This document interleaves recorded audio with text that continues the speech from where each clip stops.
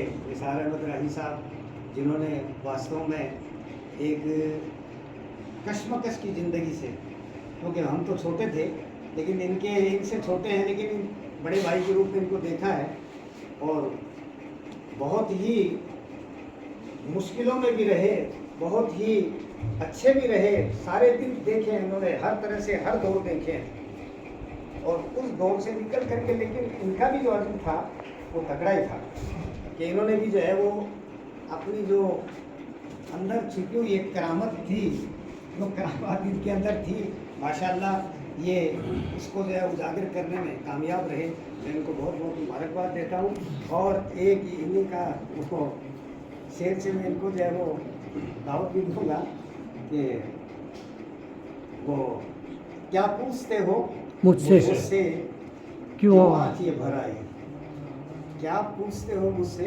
क्यों आँख ये भर आई, एक लम्हे में टूटी है, एक लम्हे टूटी है एक लम्हे में टूटी है बरसों की समस्या, एक लम्हे में, यानी इस तरह से लफ्जों की जो बंदिश है गजब की है वाकई। देखो क्या पूछते हो मुझसे क्यों आँख ये भर आई, एक लम्हे में टूटी है बरसों की समस्या। क्या बात है, मैं बहुत बहुत मुबारकबाद दूंगा इनको। और ऐसे इनके कलाम एक से एक बेहतरीन है, लोग सुनते हैं वाकई जो है वो मंत्रमुग्ध हो जाते हैं, इसे कहना चाहिए।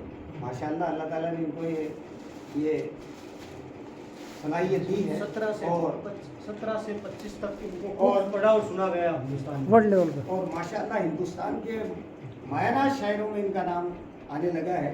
और दूसरी बात इनके कलाम की मैंने कहा ना कि देखो सलीस भी और बंदिश भी इतनी बेहतरीन है कि वाकई जो है सुनने वाले के दिल पर जो है वो नक्श हो जाता है, ये इनकी खास बात है।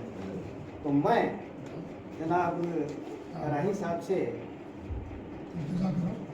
पहले अर्ज करूँगा कि वो एक कलाम से कोई से भी नवाजे।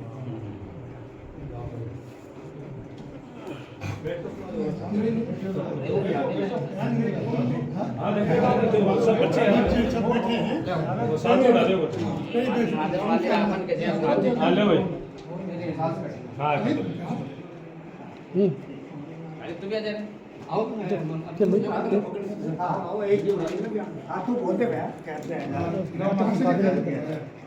भाई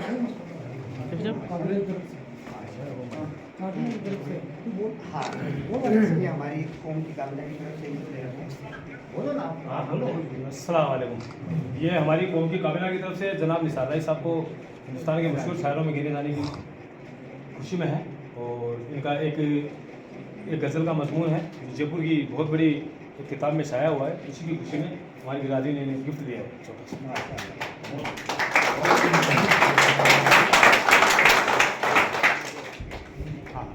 अब हम बहुत अच्छे माशाल्लाह।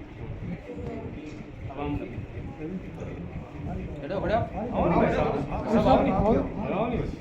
आपके सबकी तरफ से ही अब हम रिक्वेस्ट करते हैं राय साहब से एक अपनी गज़ल के कुछ शेर सुनाएं और एक दो शेर बच्ची के लिए भी सुनाएं।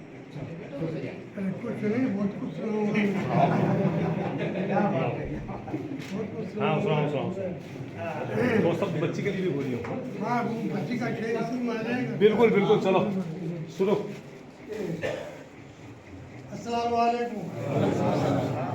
देखो पाँच साहब ने सब कुछ कह दिया है, अब मेरी ज़्यादा कुछ कहने की ज़रूरत नहीं है। बस मैं इतनी कहूँगा कि ये मेरी कौम के बच्चे, नौजवान, बच्चियाँ सबको मैं मुबारकबाद देता हूँ कि इस प्रोग्राम किया है आप लोगों ने, ये बहुत अच्छी बात है। और ऐसे प्रोग्राम, ये तो अदबी प्रोग्राम करते रहना चाहिए और मेरी कौम तरक्की करे। मैं तो गज़ल का मतलब कि जिंदगी मोतबर है वही जिंदगी, जिंदगी मोतबर है वही जिंदगी, खल्क के काम जो आ गई जिंदगी, जिंदगी मोतबर है वही जिंदगी, खल्क के काम जो आ गई जिंदगी। और हौसले जिसकी हिम्मत बढ़ाते रहे, ये मेरी बच्ची के नाम कर दूँ ये शेर। हौसले जिसकी हिम्मत बढ़ाते रहे, मुश्किलों से गुजरती रही जिंदगी। बहुत शानदार है, बहुत शानदार। हौसले जिसकी हिम्मत बढ़ाते रहे, हौसलों से हौसले जिसकी हिम्मत बढ़ाते रहे, बहुत मुश्किलों से गुजरती यही रही जिंदगी। बहुत अच्छा। अब मैं शेर पढ़ रहा हूँ जो अक्सर एक गज़ल मैंने पढ़ी है और बारहा इसी गज़ल को पढ़ने का मेरा जी चाह रहा है। हाँ हाँ क्योंकि उसका कुछ बात ऐसी है जो मेरे लोगों के, बच्चों को, बड़ों को, सबको ये पैगाम पहुँच जाए। कहता हूँ कि मतला है मास्टर जी कि बदजुबां ना बद कोई किरदार होना चाहिए, बदजुबां ना कोई बद किरदार होना चाहिए, आदमी को साहिबे गुफ्तार होना चाहिए। बहुत अच्छा, बहुत अच्छा, बहुत अच्छा। बदजुबां ना बद कोई किरदार होना चाहिए, आदमी को साहिबे गुफ्तार होना चाहिए, और जिंदगी से ना कभी बेजार होना चाहिए। खास तौर पर जिंदगी से ना कभी बेजार होना चाहिए, ये बड़ी नेमत है, इससे प्यार होना चाहिए। जिंदगी से ना कभी बेजार होना चाहिए, जिंदगी से ना कभी बेजार होना चाहिए, ये बड़ी नेमत है, इससे प्यार होना चाहिए। और मतलब उसने मतलब मास्टर जी कि हर कदम अच्छा तेरा किरदार होना चाहिए, हर कदम मेरी कौम को ये पैगाम है, हर कदम अच्छा तेरा किरदार होना चाहिए, शख्सियत का भी तेरी मयार, शख्सियत का भी तेरी मयार होना चाहिए। और ये शेर है, सभी की नजर है कि खुश रहकर खुद परस्ती में ही खुश रहकर न गुजरे जिंदगी, खुद परस्ती में ही खुश रहकर न गुजरे जिंदगी। अब्दुल साहब आपकी नजर, खुद परस्ती में ही खुश रहकर न गुजरे जिंदगी, दूसरों के दुख का भी बहुत अच्छा, बहुत अच्छा। पूरा करें, पूरा करें, पूरा करें। खुद परस्ती में ही खुश रहकर न गुजरे जिंदगी, दूसरों के गम का भी गम बहुत अच्छा, बहुत अच्छा। दूसरों के गम का भी गमखार होना चाहिए। एक शेर मेरी वो बच्ची की नजर उड़ कर दो, बिल्कुल बिल्कुल। कर दो। यूं ही लगती नहीं कश्ती किनारे पर कोई, यूं ही लगती नहीं कश्ती कोई किनारे पर कभी, हाथ में इंसान के पतवार होना चाहिए,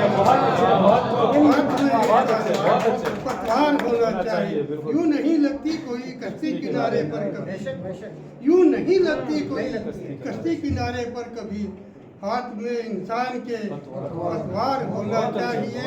और शेर है, मतलब मक्ता पढ़ दूं, सोचता हूँ दिल में ये किरदार तेरा देख कर, सोचता हूँ दिल में ये किरदार तेरा देख कर, हम सफर राही तेरा दिलदार होना चाहिए। दिलदार के माने लोग बड़े गलत से गलत के, दिलदार के माने खूब खर्च करने वाला, खूब नहीं, ये माने इसके नहीं। दिलदार के मायने है महबूब, प्यारा, तसल्ली देने वाला, ये इसके खास माने हैं, इसके खास माने हैं। लेकिन दिलदारी के लोग यार बड़ा दिलदार है, नहीं कोई ये माने नहीं है उसके। तो मक्ता का मैंने शेर तो पढ़ ही दिया, अब दूसरी एक गजल में तड़मुओं में पढ़ दिया। बिल्कुल बिल्कुल।